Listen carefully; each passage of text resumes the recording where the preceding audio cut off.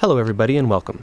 My name is Derek Neal. I'm the executive producer here at Maximum Games, and I'm excited today to be able to bring you this sneak peek into our upcoming action-adventure title, Extinction.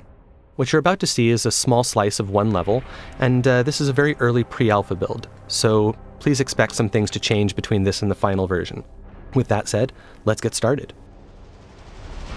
Extinction takes place in a lush, vibrant fantasy world, full of painterly textures and bright, rich colors.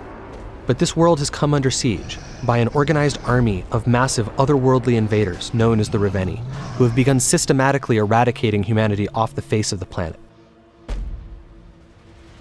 You play as Avil, one of the last of the Sentinels, a legendary group of warriors with the skills and tools necessary in order to take down these massive foes. The gameplay in Extinction emphasizes high-speed traversal around the environment. In addition to the basic jump and double jump, Avil can also run horizontally along walls, run vertically straight up walls, air dash through the sky, come floating back down gently, can bounce off of springy objects in the environment such as building awnings or treetops, and can use his whip like a grappling hook to get around.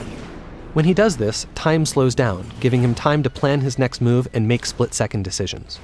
Of course, Avil's ultimate goal is to save as much of humanity as possible. He needs to protect them from the constant onslaught of the ogres and their minions. He does this by engaging them in real-time, skill-based combat. In addition to his series of regular strikes, he can also execute powerful AoEs, launch enemies into the sky, slam them back down to the ground, cancel his attacks into rune strikes for massive damage, and cancel his attacks into dodges in order to evade his opponent's strikes. Of course, the star of the show is Avil's combat with the ogres. Now, with their minions defeated, it's time for Avil to take on their master, one of the enormous Ravenii who has been rampaging through the countryside, obliterating everything in our fully destructible environments. The ogres themselves are fully dismemberable, but they wear armor in order to protect themselves. In order to take this beast down, Avil must first destroy that armor. This is done via a powerful charged up rune strike. Once the armor is destroyed, Avil can then dismember the limb underneath.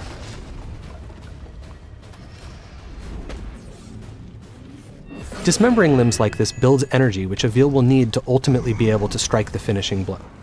And as you can see, this ogre is none too happy about the loss of its leg, and Avil has to dodge its attacks while also trying to remove the remaining armor in order to get to the limbs beneath them.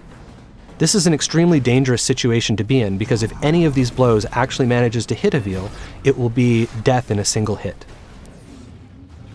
Having now absorbed enough power and weakened the ogre sufficiently, Avil is now ready to go ahead and strike the finishing blow. Using the traversal options we showed off earlier, Avil is able to climb up the ogre's back, take out its helmet, and deliver the coup de grace.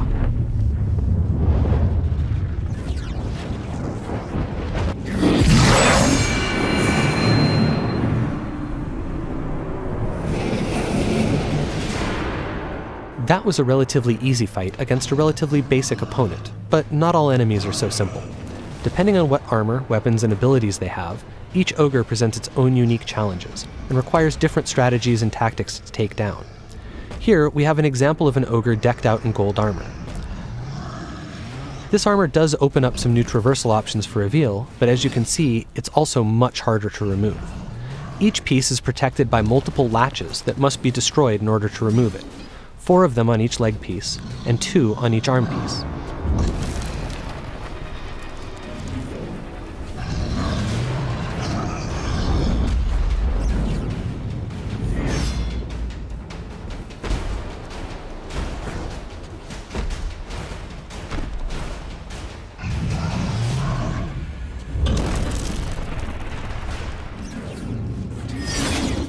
Having finally destroyed all the latches, Avil is now able to dismember the first of this ogre's legs.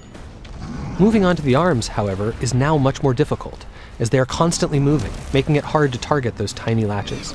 Avil must dodge the ogre's attacks and their minions' attacks while doing this.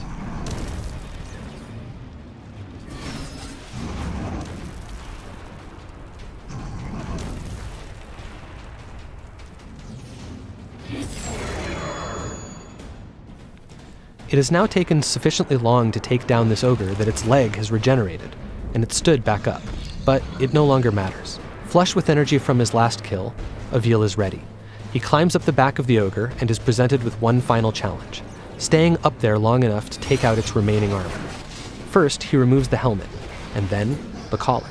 With these two obstacles out of the way and its neck exposed, Avil can finally go in for the kill.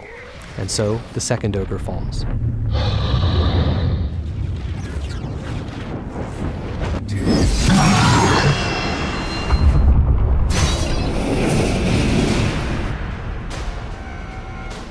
As I said before, this was just a short glimpse into some early pre-alpha gameplay, and there's much more to come.